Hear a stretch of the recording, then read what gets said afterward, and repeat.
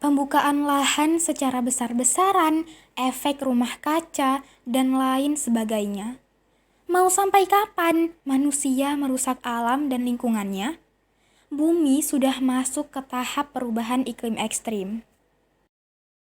Lalu apa sih perubahan iklim itu? Mari kita simak video penjelasan berikut ini. Climate change atau perubahan iklim adalah salah satu tantangan ekologi dan sosial terbesar abad ke-21.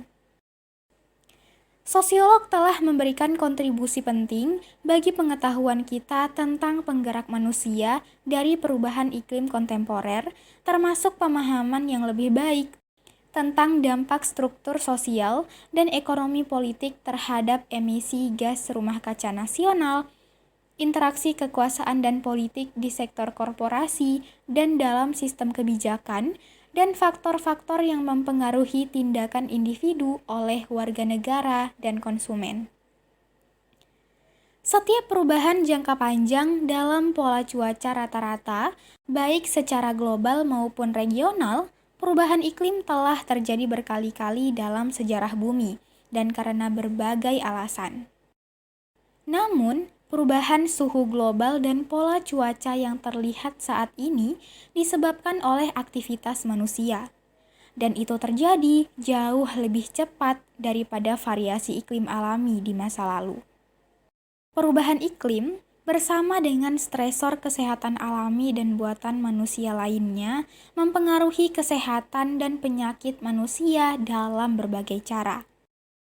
Beberapa ancaman kesehatan yang ada semakin meningkat dan ancaman kesehatan baru akan muncul. Tidak semua orang sama-sama beresiko. Pertimbangan penting termasuk usia, sumber daya ekonomi, dan lokasi.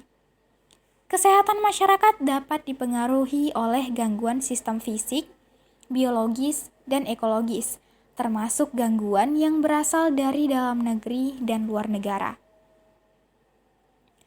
Peningkatan penyakit pernapasan, kardiovaskular, cedera, dan kematian dini terkait dengan peristiwa cuaca ekstrem. Perubahan dalam prevalensi dan distribusi geografis, penyakit yang ditularkan melalui makanan dan air, serta penyakit menular lainnya. Perubahan iklim diperkirakan akan berdampak pada kesehatan mental melalui berbagai jalur langsung dan tidak langsung.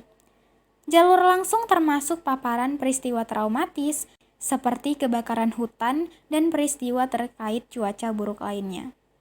Jalur tidak langsung sebagian besar beroperasi melalui berbagai determinan sosial, politik, dan ekonomi kesehatan mental seperti kemiskinan, pengangguran, dan perumahan. Orang-orang dan tempat-tempat yang rentan, terutama di negara-negara berpenghasilan rendah, diperkirakan akan terkena dampak yang sangat buruk. Berikut ini adalah beberapa langkah yang dapat diambil individu untuk membantu mengurangi dampak perubahan iklim. Yang pertama adalah mengurangi jejak karbon. Yang kedua adalah mengurangi konsumsi, lalu mendukung energi terbarukan, mengurangi pembakaran hutan, mendukung kebijakan iklim, serta mengurangi penggunaan AC, kendaraan bermotor, dan beralih menggunakan transportasi umum. Kita semua memiliki tanggung jawab untuk menjaga kelestarian alam.